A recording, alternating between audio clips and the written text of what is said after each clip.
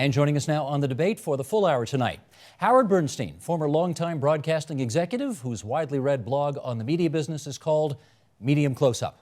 Mike McCormick, president of the Toronto Police Association. Gina Brannan, partner at Brannan Meiklejohn Barristers. Joy Smith, professor at the Ryerson University School of Journalism. And Jordan Peterson, professor of psychology at the University of Toronto. And we want to hear from you tonight on this subject. Our fifth column blogger, Mike Miner, is hosting a live chat on our Inside Agenda blog. Go to our homepage, tvo.org/theagenda. It's also on our Facebook page. That's facebook.com/theagenda. You can send us a tweet at twitter.com, #YourAgenda, so lots of ways for you to join the debate. Okay, good to have everybody around the table tonight for what I anticipate will be a lively discussion. And before we start, a couple of items of business. Number one, it's nice to have you here. We had your dad here last week, and it was great to see him, the 77-year-old former chief of police of the city, looking very good. And second thing is, you and I need to do a full disclosure here, because Howard Bernstein hired me at CBC in 1985, and having not learned his lesson the first time, hired me again here at TVO in 1992, where I've been ever since. So he's the guy that hired me. But trust me, he can't hire me again. He's retired. So he's not going to get any easy ones tonight just for that. Anyways, Howard, lovely to have you, because I've never actually interviewed you in all the time we've spent together. And Gina, you've never been on here. You're as old as the furniture around here, so we've seen you before, and two other first-time guests. So, with all of that having been said, Mike, I want to start with you, because you were there. Yes. You were at the funeral. Yes. What was that day like for you? You know, it was a whole, what I describe as a mixed bag of emotions. It was, you know, the sadness, the horror of losing a comrade, a friend, you know, father, son, all those things. And it was a very traumatic experience. But on the other hand, it was a day where there was a lot of pride in seeing the turnout that we had, and the pride in seeing the amount of support the family had to help them get through such a difficult time. It was overwhelming, to say it the best. Gina, how did you take it all in? I didn't watch the coverage, but I mean, I watched the news. My sister's a retired RCMP officer, and I've worked with the OPP, and so for me, it was tough to see an officer fall. But you know, you have to say to yourself, we're pretty lucky here in the city of Toronto that he was where he was when he was, because it could have been a citizen who could have been hit. Officers put themselves in harm's way for us, and I think in that sense that we have to, when one falls, as a community, I really believe it's important to honor that individual. Joyce, how did you watch it? Actually, I just watched the beginning of it, and then I had to go and teach. And my students also that night had just started to watch the procession, and it was just as the ceremony itself was starting that we were in class. So it was a good chance to talk about sort of public ritual and private grieving and how we thought it was going to be covered. So it was interesting. Jordan, did you take it in? Well, I saw some of it, and I guess I thought that the size of the outpouring was proportionate, in a sense, to the senselessness of the incident, right? And so that makes it seem, in some sense, more incomprehensible and more tragic, because if someone dies for a reason that's clear, then it's more understandable. I mean, he obviously died in a sense to preserve public safety, but there was no real rhyme nor reason behind the actual crime. So, Howard, how much of it did you watch? I watched bits and pieces. I was a bit shocked because I turned it on and it was on CBCNN. I still call it News World. Well, you're still News World, okay. And I was a bit surprised because it's a national network, and I was wondering what someone in Winnipeg or Vancouver would think. I mean, there have been a lot of police officers killed right across the country. Mayerthorpe is a perfect example of a place where 4 RCMP officers were killed at once. Was there gavel-to-gavel coverage of their funerals in Alberta? No. There was not? No, I checked. There was not. And so I'm kind of wondering, first of all, I'll stipulate to all those things about the officer and the fact that it was a terrible, that's not my complaint. Everybody knows. Yes, yeah, everybody my agrees complaint is it goes, a lot of stuff went without question, and I don't know how the decision was made to put it on national television. You say a lot of it went without question. What went without question? Well, the coverage that I saw, no one was questioning anything. And when I say questioning anything, I would like to know why and I'm sure there are very good reasons, 12, 13, 15,000 people showed up to march, as opposed to, let's say, past cases where police officers were killed and maybe 2,000 showed up or 3,000. Again, I love the idea. I think it's a wonderful thing to do when a police officer goes down. But I think there were questions, why the convention center? So far as I know, and maybe Mike can tell me if I'm wrong, I think this is the first police officer's funeral that didn't happen in a church.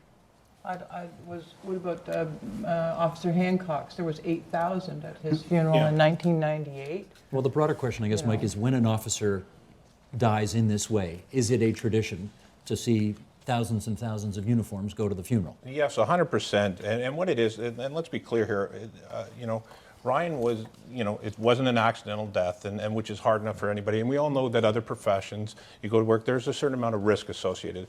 Ryan was, let's be clear here, Ryan was murdered.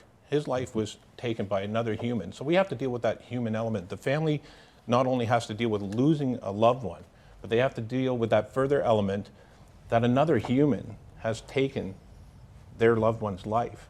So there's going to be trials associated with that.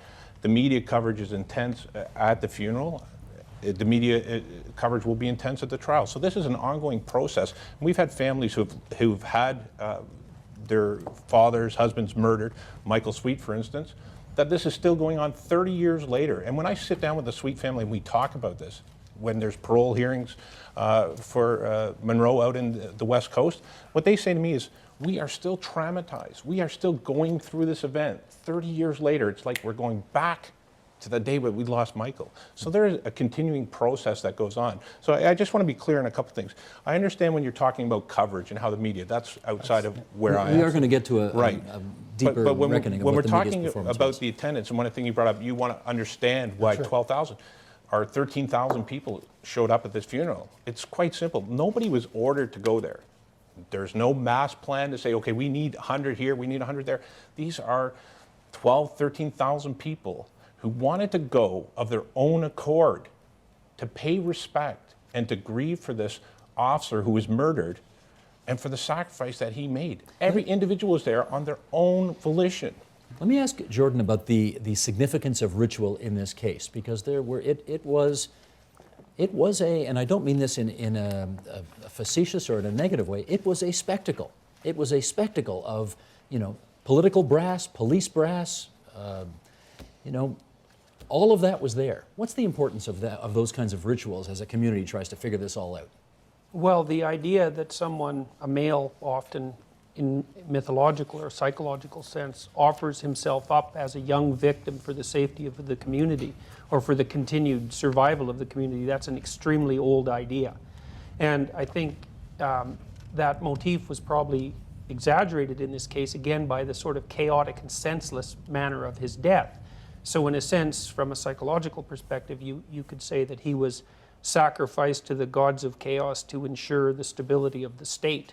And that echoes deeply in people, and I think it accounts in part for the motivation, the mass motivation to attend the funeral, to signify the importance of that and to show that the community actually values it.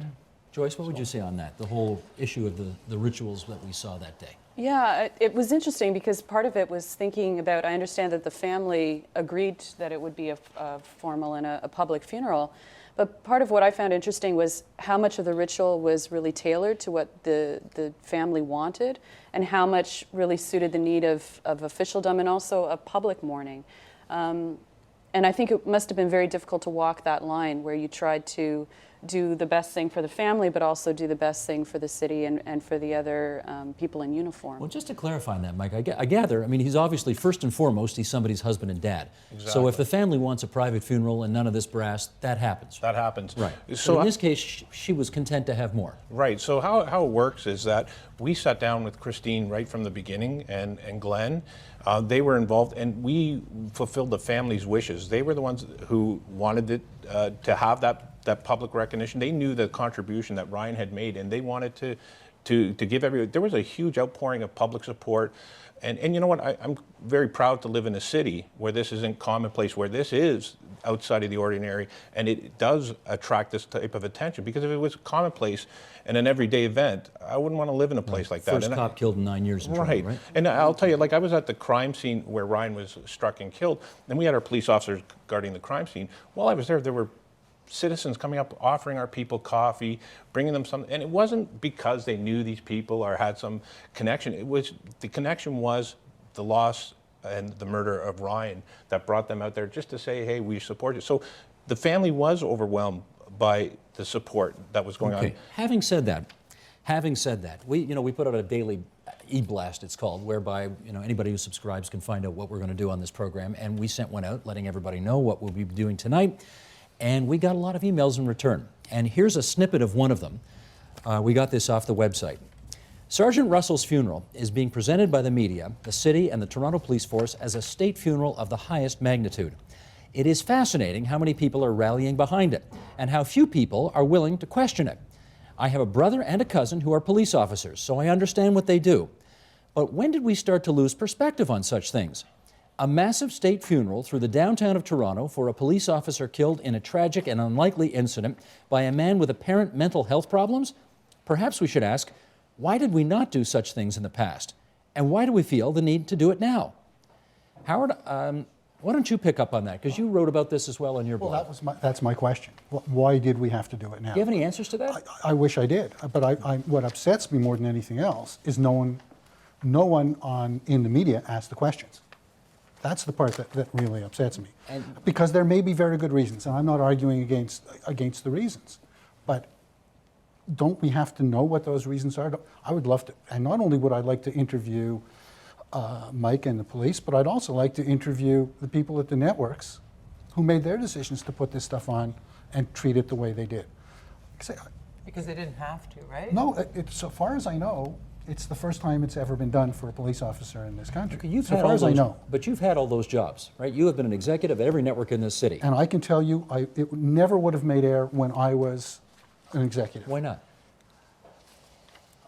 I don't know. It wouldn't have been considered the kind of thing that that you put on television. A police officer died. It wouldn't have been considered a big enough story. Maybe that's wrong, but it wouldn't have been considered a big enough story. Look, at a time when networks don't cover the Ontario budget anymore, at a time when civic elections aren't covered anymore, we're now going out and covering live the death of a single police officer. How many, over 150 soldiers have died, and they all passed through Toronto. We haven't put any of that. We haven't covered any of that. And you want to know why? So I want to know why. What is it in this case? Jordan, then Gina. Well, possibly the comparative rarity of the event. I mean, the fact that it was the first such event in Toronto in 9 years. And maybe also the fact that there has been some disruption in the relationships between the police and the public over the last year, mostly as a consequence of what happened with the big summit. And so maybe the public spontaneously recognized this as a situation where some reconciliation between the general public and the police force in their more positive aspect might be generated. It seems to me that it was psychologically well-timed, maybe for the more conservative element of the population to express their gratitude to the police for maintaining order despite whatever errors they may or may not have made at the summit. Gina. For me, I have to make a distinction between the excess media coverage that you speak of and the actual funeral itself, because I expect the funeral would have occurred anyway, whether it was covered or not. So this isn't a question of, as some people have called it, a big public relations show by the Metro Police. The funeral would have happened.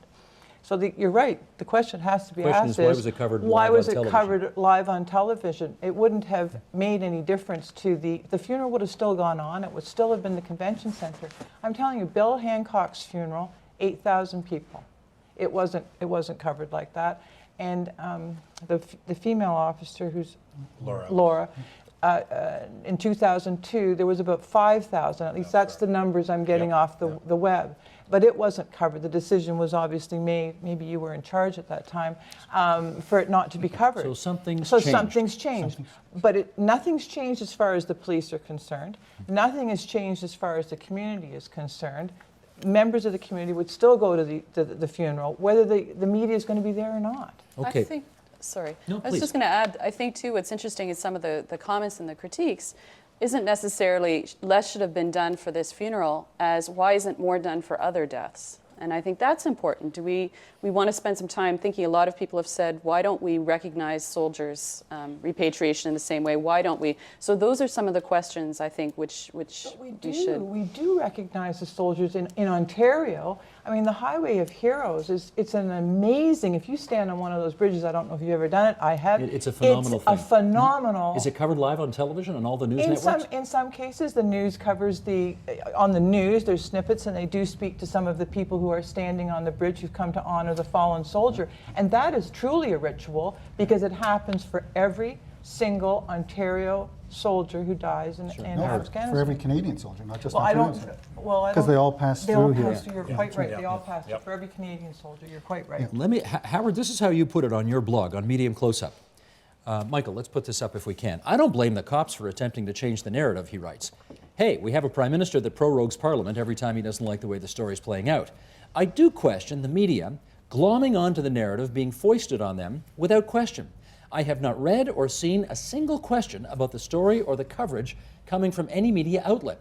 I'm not looking for questions about Sergeant Russell or his terrible death. I'm looking for questions about the excessive funeral plans and the overly excessive media coverage.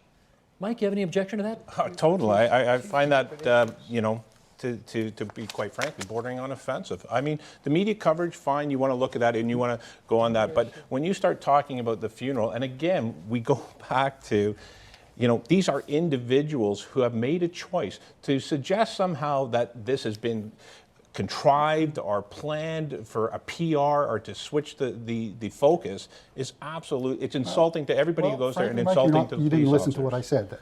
I'm telling you, this is how it comes I said a across. question has to be asked. I didn't say, I didn't come out on one side or the other, but the question does have to be asked. As a member of the public, I think I deserve an answer to how and why this happened. Okay, so- Look, so Todd what are you Bayless was trying killed to- in One at a time, Howard, Todd finish. Bayless was killed in a horrible, heinous way. Of course. How many people showed up at his funeral?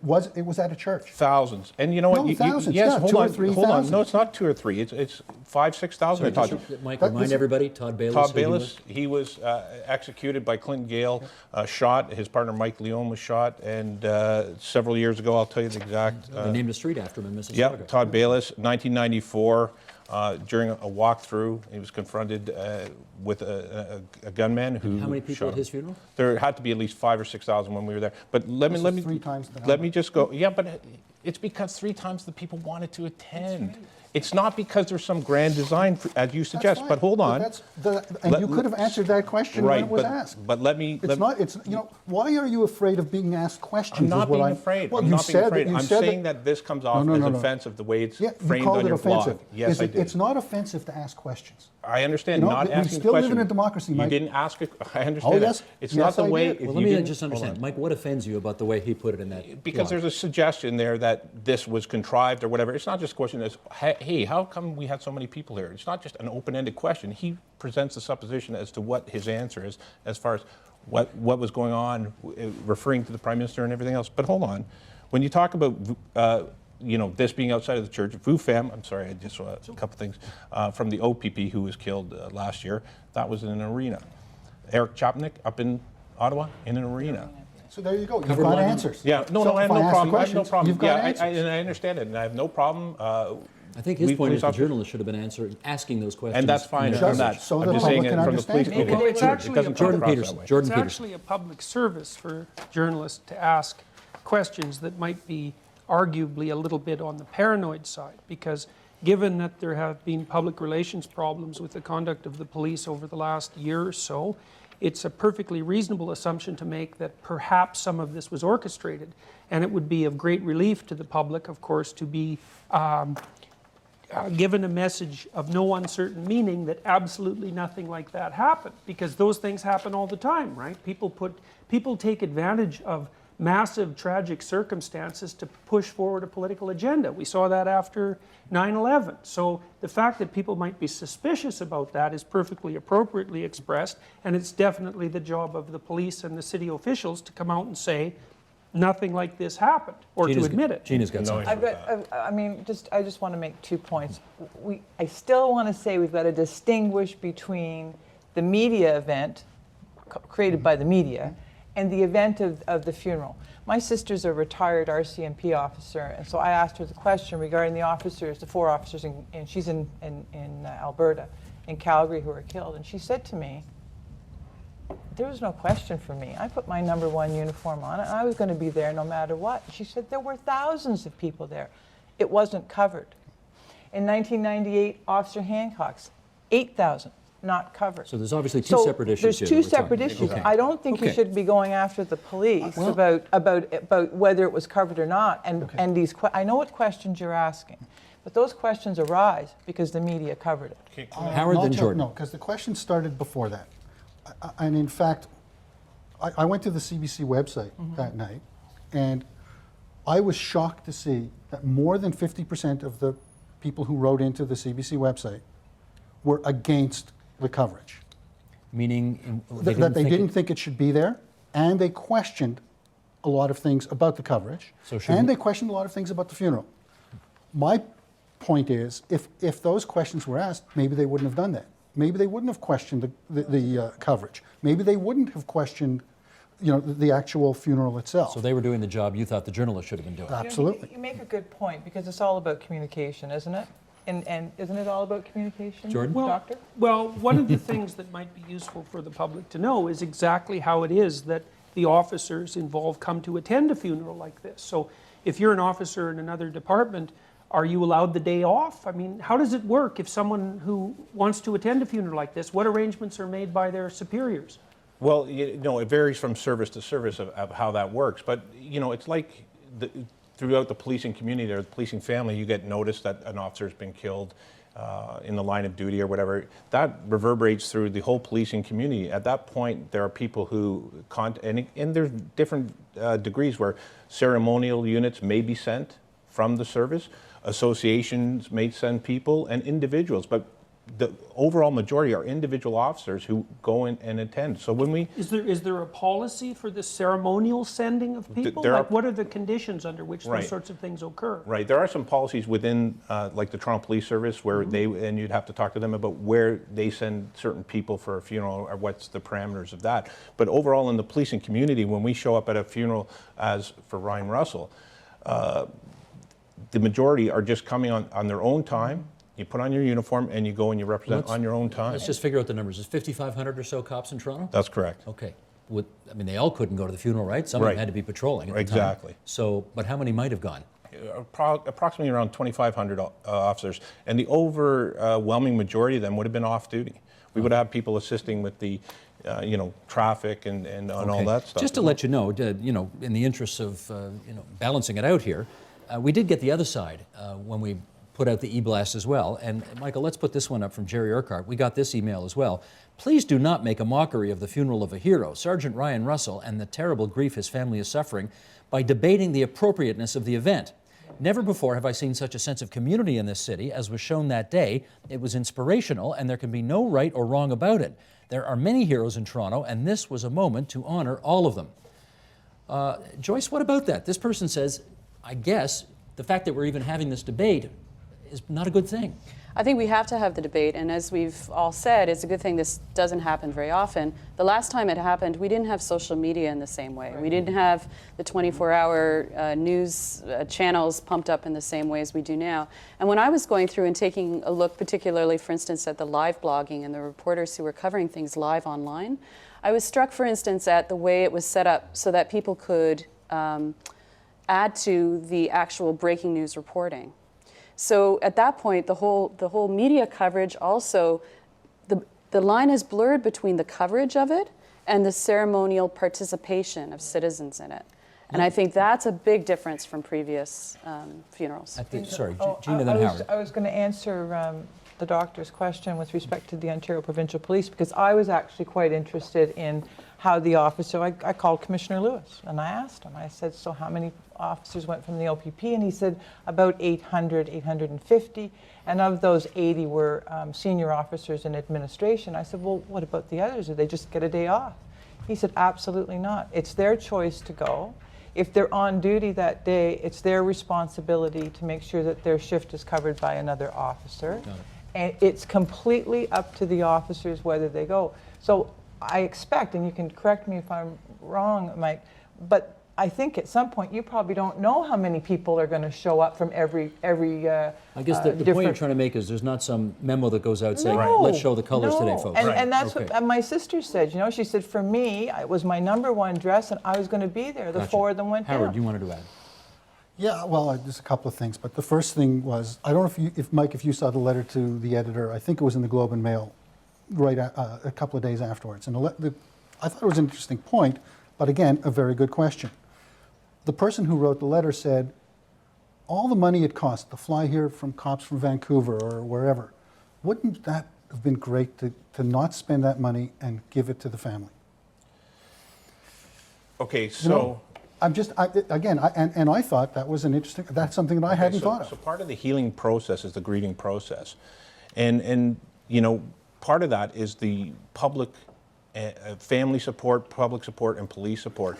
And, you know, Marcus Gee of the Globe and Mail on the 18th of January, he came into it with many of the same questions we're discussing here. And one of the things that I pulled from is a paragraph, is okay if I just refer to this? In the end, he says, Tuesday's event, the funeral, was the farthest thing from a police PR stunt or a media circus. The Toronto police, grieving for their fallen comrade, were buoyed by the support of the public and the solidarity of fellow officers from other cities. The public was moved by the sorrow of a police service whose members it sometimes takes for granted. Grief demands ritual, and this was a necessary one. And then he just refers in another paragraph, and this is from Christine Russell, and she said, it was only because of all of you, she said, that I'm brave enough to stand here. So it is part of the process. And you know, when we talk about the policing psyche and how it reverberates through our community, it strikes a nerve. Okay, And Jordan, I need to hear from you. Well, I now. think it's really useful, like when a family is struck by a traumatic event, one of the things they strive to do is to make meaning, some positive meaning out of the event to alleviate their sense of impending hopelessness maybe and doom. And the ritual really supports that. I mean, the fact that there was massive public attention paid to this event is certainly going to be very useful psychologically to the widow, but maybe even more importantly to the officer's son, because he can immediately see that his father's death was not regarded by the community as something that was in vain. Gotcha. Howard? I just want to ask you a question. What does it say to all those police officers and military officers and people like that? What does it say to their families when they didn't get it? Well, that's a good question. I mean, one of the things I think we're trying to debate here is this an appropriate domain to which to address certain kinds of media policies, for example, and also what are the public policies regarding, you know, I don't know that it sacrificial hasn't deaths? fit. I'm just asking you. Yeah. Gina? How do you know they didn't get it? Because it wasn't covered. I mean, how do you know that the officer who died in Afghanistan who lives in Mount Forest, that the whole of that community didn't come out for that particular In officer? some You don't cases- know well, that. in some cases, I'm sure they did in Yeah. some cases. But I know in a couple of the cases of the Toronto kids, the soldiers who were from Toronto, I know they didn't. Let me try this. Michael, can we roll this video right now? I'm on the top of page 4 here. Here is some of the video. It's hard to imagine everybody hasn't seen this yet, but we'll run a little bit of it. This is video from Sergeant Russell's funeral at the Metropolitan Toronto Convention Centre. Got to be the largest funeral this city has ever seen, certainly in terms of the number of people in any one place at one time. I think they estimated the crowd at 15,000. Now let's go back a decade. Can we dissolve now to Pierre Trudeau's funeral? This was the funeral for one of the longest serving and most consequential prime ministers in the history of the country. 1/10 the number of people came out to that funeral as did for Sergeant Russell's. Is it okay, Mike, to ask the question about proportionality? Is it okay to ask the question about why so many for this one officer as opposed to so few for this prime minister? Okay, so everybody, we're all on the same page. this officer was murdered, he made the sacrifice for his community. Everybody's okay with that, right? And everybody's okay that he should have had a funeral. Yes. Now all we're discussing, Proportionality. are numbers. So unless there is a grand design to say we're going to have 14 or 15,000 numbers, how do you say to people, don't come, don't show up, don't grieve? This is 13,000 individuals who make the individual choice that they wanted to go and show respect and validate what Ryan's sacrifice and murder meant to them. It was what they needed, each individual. Maybe then what we're focusing on more specifically is the role that the media should play. And I mean, one question we haven't asked is, what other news was there that day? You know, because That's a huge question well, in it the is a business, relevant yeah. question, because if it's a slow news day, then the most important event, no matter how relatively important, is going to predominate. And let me follow up on that. Howard, you're the ex-broadcasting executive, so I'll put this to you. We're going to deal with some uncomfortable questions here, and this is going to be one of them. You know, in Canada, we've got this occasionally Me Tooism. We like to jump on bandwagons if we see something in the United States. All of the tragedy of Tucson had been all over the media, you know, prior to Sergeant Russell's death. Can you imagine that there was not necessarily a conspiracy among broadcasting executives, but a sense, individually, where they said, that was their big moment, their big thing. They went gavel to gavel, blew out all their regular programming for that. Now we've got this, and it's kind of similar. So we're going to do the same thing. What do you think? I think that's possible. I think Jordan's probably more correct that it was Just a slow news day? slow news. I think there's more opportunity on a slow news day to do that. It's also easy news. Yeah. It's In a sense, right? It's easy Because at the news. funeral. Absolutely. Sure, it makes itself, and it's not particularly expensive to cover, all things considered, you know, so. But I'd also go back and invite us to think that it's not just about coverage now, it's also about participation, right? So it's participation in terms of this is going to be happening, and we've set up these sites and whatever else where you too can offer your condolences. You know, this is going to take place. This is what the route is for the procession, the parade. You too can come and participate. I think there's something going on between the media not just covering something, but actually encouraging, activity by the citizens themselves. It's different. I just want to tee up Mike Miner, give him a 1-minute warning here that we're going to go to him in a minute's time, because while we're having this discussion here in the studio, it's happening online as well. So Mike, stand by, I'll come to you in a minute. Gina. I just wanted to go back to the distinction between the funeral for Prime Minister Trudeau and the funeral for this officer. Yeah, it's apples and oranges. Yeah. I mean, this is a Prime Minister. Comparing that to this officer, and you look at the thousands and thousands of men and women who are in the emergency services, because we're not just talking police officers showing up, fire department, paramedics, officers from the United States. It's entirely different, and so you really can't compare the funeral of a police officer to the funeral of a prime minister. I really don't think Why you not? can. There's easily 10 times as many members of the Liberal Party as there are police officers in the But country. they didn't show up. No, they didn't come, did they? They didn't show up. Well, maybe because they couldn't, because it was in a small church. Well, because that's maybe what Somebody the made a decision no, it's what to the hold this- That's maybe what the family chose. But somebody, You know? don't get mad at me because I'm asking questions. Not Somebody at all. made a decision that this funeral ought to be held in the Metro Toronto Convention Centre so that 15,000 people could be accommodated. Maybe Somebody else made a decision that Trudeau's funeral would be in a church where you couldn't accommodate very many at all. Remember, Officer Russell's father was a police officer.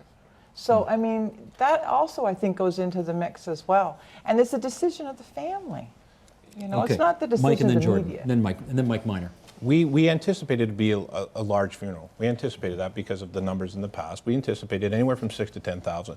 We were quite overwhelmed when there's 13. The convention center was set up. We had to have additional chairs brought in. The route was not some route all through downtown. Ryan worked at 52 Division at Yonge and Dundas. That's where we formed up. We marched, 6 city blocks? Which is we pretty didn't- close to the convention Pretty center. close to the convention center. Did the family want the convention center? The convention center, yes, because it was local. It was local to where he worked, and the convention center donated the facility to us to use for the funeral. Okay, Jordan? Well, and it would be interesting to track the manner in which this funeral grew, because we don't know how these social networking technologies increase people's ability to facilitate each other's decisions.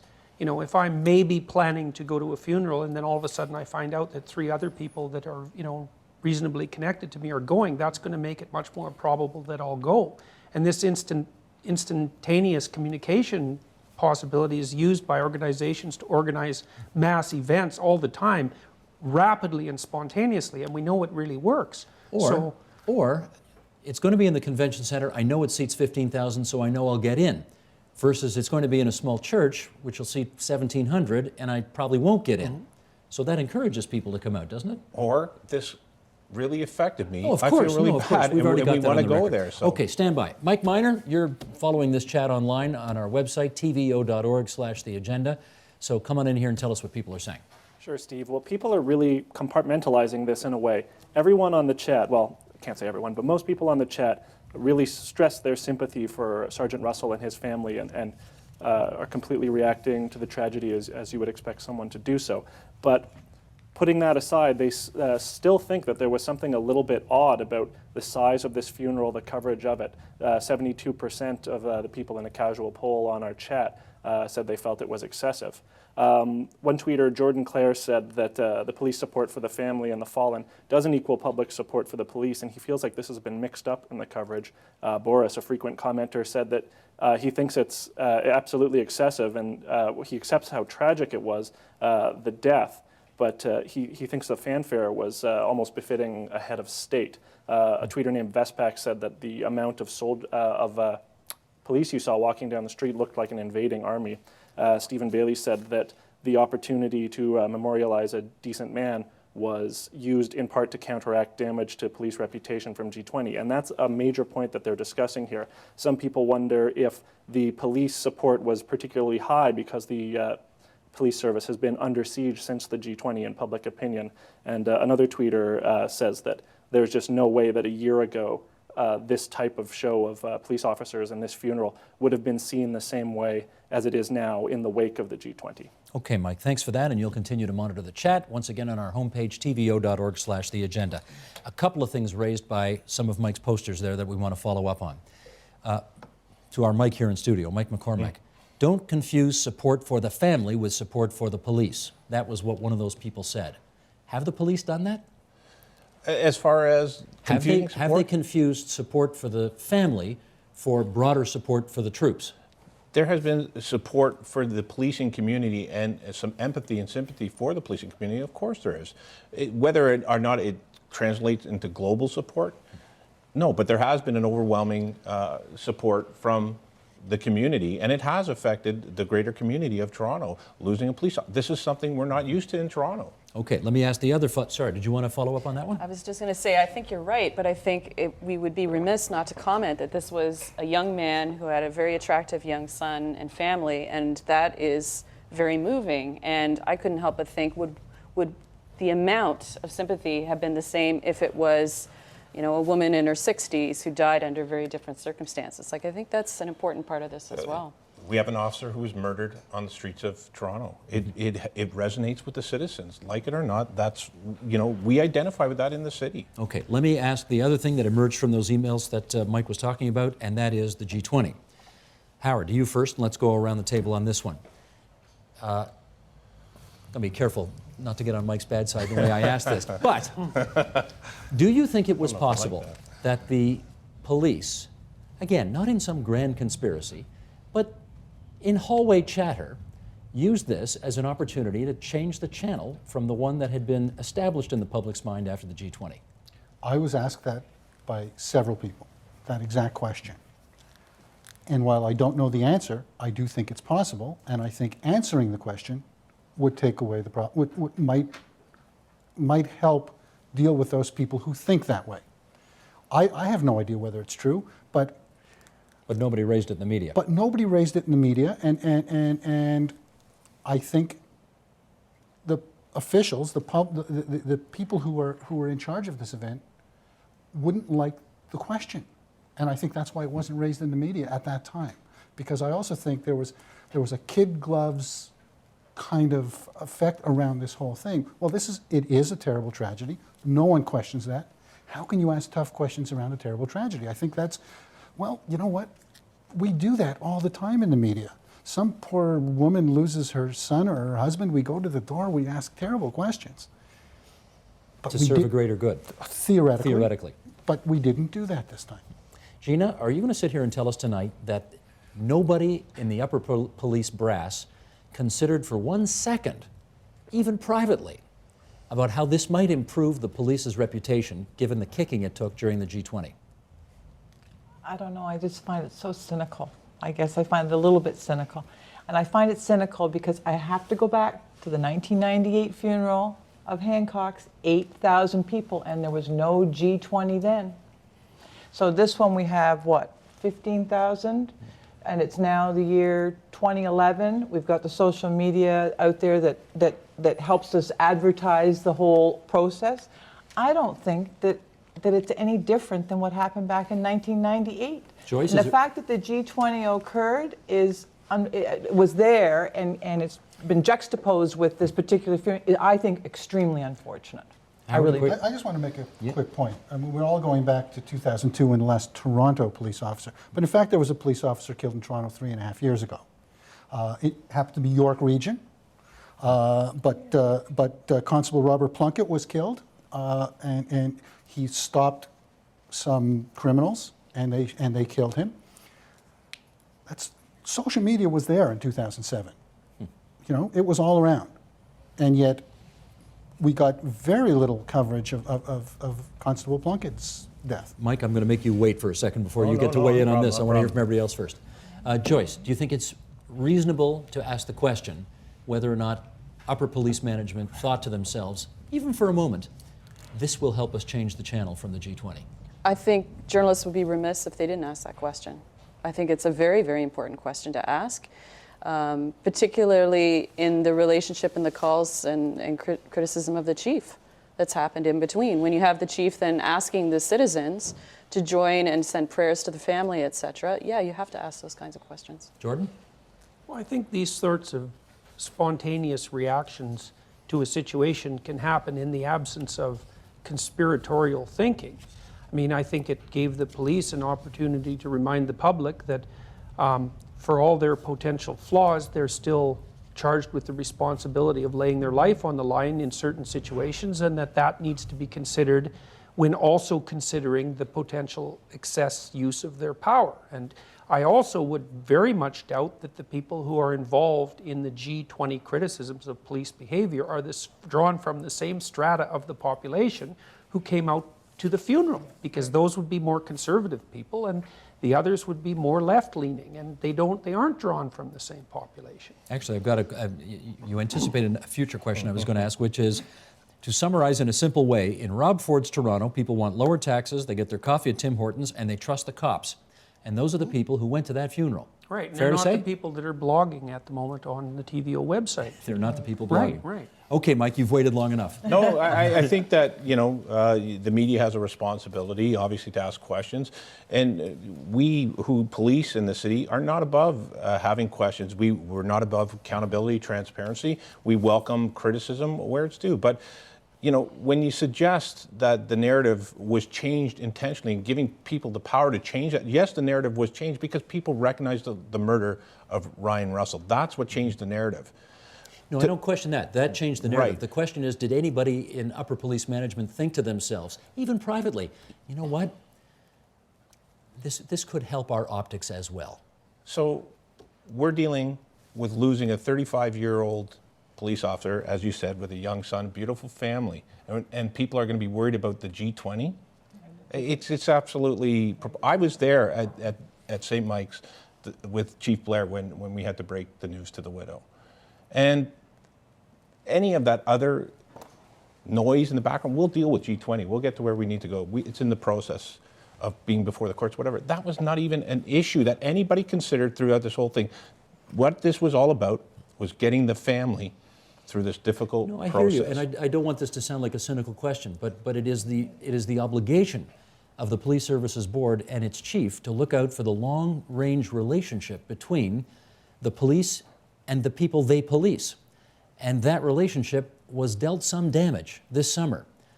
And this awful tragedy that happened to the Russell family, in some real way, appears to have, at least temporarily, begun some kind of reparation of that relationship, just because everybody felt such sympathy for them. I mean, can we not say that? Yes, you can say that it has, as I said, changed the narrative, but not by design. No, of course not by design. So, Yeah. but to say, oh, people were relieved about the G20, you want me to answer that question? No, didn't even come into our minds. Okay, asked and answered. Michael, bottom of page 4, let's do the John Lawrence board. This is John Lawrence's piece, or a little excerpt from it anyway, from spacingtoronto.ca. The sheer elaborateness of police funerals serves, perhaps unwittingly, to minimize the sacrifices made by hundreds of other individuals who lose their lives while doing sometimes risky jobs. Among them, the garbage collector crushed by his truck last summer in Vaughan. Do those lives count for less? This, again, is another one of those uncomfortable questions. There are other people who do dangerous jobs in our society, people who clean windows at 55 stories up, who would not get 15,000 people coming out to their funeral. By giving this much publicity to a cop's death, do we do damage to them, Howard? Well, we shouldn't. I mean, it shouldn't. One should not lead to the other. I think that's where Mike and I will definitely agree. But I think it begs the questions. So I always come back to the same thing. It always begs the same questions. You know, I mean, I don't want to. I don't know what your next question is, but I don't want to change I think something has happened in this country over the last 15, 20 years where politicians and people in charge used to understand that the tough questions were a good thing because the tough questions give you the opportunity to answer what the public is really thinking. Somehow the tough questions seem to be disappearing. We don't seem to be asking the tough questions of anyone. Do you think it's wrong to ask those questions now? I know you don't think that. No, but I think we're just not doing it. I think I think the media is trying to be pals with everyone they cover now. They're trying to, you know, it's more important to. No one worries about getting the answers anymore. What they worry about is access. And if you ask too tough a question, you won't get access. And that's the theory. I don't believe it for a second. I've never seen when I was working in news, asking a cop a tough question never stopped access for me. Gotcha. But Jordan. somehow people think that. If a policeman had been killed in a car accident in a police car and the accident was of his own making, you wouldn't have had a funeral like this. And that's more analogous to the situation of the garbage collector. Jobs can be risky without those people involved in the job serving directly to protect the public against perpetrator risk. And the reason this was a story was because this person was killed, not because he died. Right. And that distinguishes the deaths of soldiers and policemen from the deaths of other people who were involved in high-risk occupations. And, you know, that's a reasonable distinction. And so that's a muddy question, I think. But the other thing you've got is the level and the number of people in the emergency services, both in Canada and who even came up from the United States, compared to the gentleman who was crushed by the garbage truck. Mm-hmm. That's a smaller community of people to draw from for a funeral. I mean, it's just distinct. It's just numbers. I'm not it's sure. Pure If all the refuse workers of this country wanted to come to Toronto to pay homage to this man who was killed in an on-the-job accident, something tells me you could fill a pretty big building doing that. But no, because I think it's a different type of job. That type of an accident is probably not less likely to happen. A police officer, emergency service, firefighters, they put their life on the line every day. They run to the danger. Absolutely right. They run to the danger. Whereas a man who's collecting garbage doesn't run to the danger. That unfortunate accident is an unfortunate accident. So that distinction explains that. For me, it explains that. As you know, as somebody who's not in the media, it explains that. Joyce and then Mike. I think there is part of this social contract which definitely came to people's light, that these are people to whom we have entrusted certain really dangerous parts of our lives, and so when they lose their life, we should honor it. But what I'm actually going to be most interested about, and where I'd like to be a fly on the wall, Howard, is listening to the decisions going forward about how much coverage to give funerals for different people, because I think there should be a certain amount of thinking about this, thinking, well, why, after we've devoted the time to this particular funeral, what are we going to do for everything else? Is the ante going to continue to go up? There's a limit. Mike. I think it's all going to be the balance of the circumstance of the death. And again, we're not talking, and it was a great point that the doctor brought up, you know, it's not an accidental death, it's a homicide. This is a murder. And Dr. Lawrence Miller, there's a couple things. And what he says, and he's a clinical and forensic psychologist, as far as referring to us as a police community, in addition to the normal grief and loss reactions that officers feel at the death of someone they work with and knew, the demise of a fellow officer it reverberates with all cops everywhere because of the powerful identification factor that it could happen to any of us. And that's why the policing community and policing family, when this happens, we just had an officer killed down in Michigan. We sent 6 of our officers down there to represent us down there. They were sent by the association. We had 2 officers killed in Miami. We were sending officers down there as well. We send some. It is a family community, and it reverberates. And again, you know, murder always involves that human element, that human perpetrator. And Mike, I'm going to cut you there because we got 30 seconds left, and I want to read this piece. This was in the Toronto Star on the weekend by Josh Matlow, who's a new Toronto City Councillor. And he wrote, Sergeant Russell was not simply the police. He was a husband, father, and friend, and although there's been a lot of attention paid to how Toronto is a city divided, sometimes it does take a tragedy to unite a family. In response to Sergeant Russell's tragic death, we came together as one city to express our condolences and gratitude to him, his family, and to all those who serve and protect us. That view is out there, right? You know what? That is the prevailing view in the capital city of Ontario these days. And he's 100% right on the mark. So says Gina Brannon. Okay. That's our time. I want to thank everybody for coming in tonight and helping us deal with some uncomfortable questions, but I'm glad we did this. Mike McCormick from the Toronto Police Association, Joyce Smith from the Ryerson School of Journalism. On the other side of the table, Gina Brannon, the rose between the 2 thorns, who are Howard Bernstein. On the left-hand side of the screen, the former TV producer. Medium Close-Up is his blog, and there's Jordan Peterson from the University of Toronto. Thanks so much for this, everybody. Appreciate it. Thank you. Thank you. Thank you.